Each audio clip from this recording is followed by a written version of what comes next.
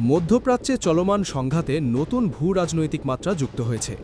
মার্কিন সংবাদপত্র the Washington পোস্টের এক প্রতিবেদনে দাবি করা হয়েছে, রাশিয়া ইরানকে এমন গোয়েন্দা তথ্য দিচ্ছে যার মাধ্যমে ইরান অঞ্চলে থাকা যুক্তরাষ্ট্রের সামরিক বাহিনীকে লক্ষ্যবস্তু করতে পারছে। প্রতিবেদন অনুযায়ী যুদ্ধ শুরুর পর থেকেই রাশিয়া ইরানকে যুক্তরাষ্ট্রের সামরিক সম্পদের অবস্থান সম্পর্কে তথ্য সরবরাহ করছে। এর মধ্যে রয়েছে মার্কিন যুদ্ধজাহাজ এবং সামরিক বিমানগুলোর অবস্থান। বিষয়টি সম্পর্কে অবগত ৩ জন কর্মকর্তার উদ্ধৃতি দিয়ে এই তথ্য জানানো হয়েছে।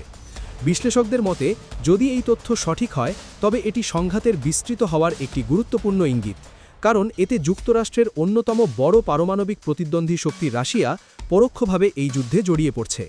একই সঙ্গে এটি সেই ধারণাকেও প্রশ্নবিদ্ধ করছে যে রাশিয়া এই সংঘাত থেকে দূরে থাকবে এবং কেবল কূটনৈতিক সমালোচনার মধ্যেই সীমাবদ্ধ থাকবে। এদিকে রাশিয়ার পররাষ্ট্রমন্ত্রী সের্গেই ল্যাভরভ চলতি সপ্তাহের শুরুতে সংঘাত বন্ধের আহ্বান জানিয়েছেন। তিনি বলেছেন, যুদ্ধবিরতি ও কূটনৈতিক উদ্যোগের মাধ্যমে আন্তর্জাতিক আইনের ভিত্তিতে সমঝোতার পথ খুঁজে বের করা উচিত এবং এই ধরনের শান্তিপূর্ণ প্রচেষ্টায় রাশিয়া সহায়তা করতে প্রস্তুত। তবে বিশ্লেষকরা মনে করছেন, মস্কোর প্রধান মনোযোগ এখনও ইউক্রেন যুদ্ধেই কেন্দ্রীভূত।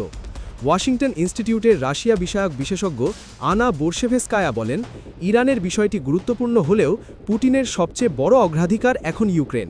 তার মতে, যুক্তরাষ্ট্রের সঙ্গে সরাসরি সামরিক সংঘাতে জড়ানো রাশিয়ার জন্য অবাস্তব ও ঝুঁকিপূর্ণ হবে।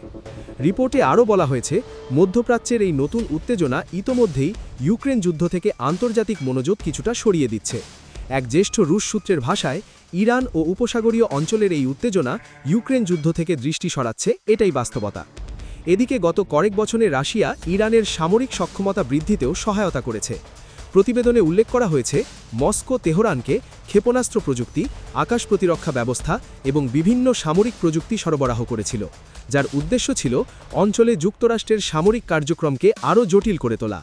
2025 সালের এপ্রিলে ইরানের তেলমন্ত্রী মনোসেন পাকনেজাদ ঘোষণা করেন, রাশিয়া ইরানে একটি নতুন পারমাণবিক বিদ্যুৎ কেন্দ্র নির্মাণ করবে, পাশাপাশি বুশেহর পারমাণবিক বিদ্যুৎ কেন্দ্রের দ্বিতীয় ও তৃতীয় ধাপের কাজও দুই দেশ যৌথভাবে সম্পন্ন করবে।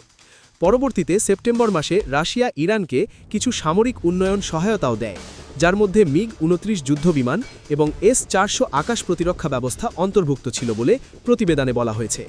তবে রাশিয়ার সাম্প্রতিক গোয়েন্দা সহায়তার প্রকৃত পরিসর এখনও পুরোপুরি পরিষ্কার নয়।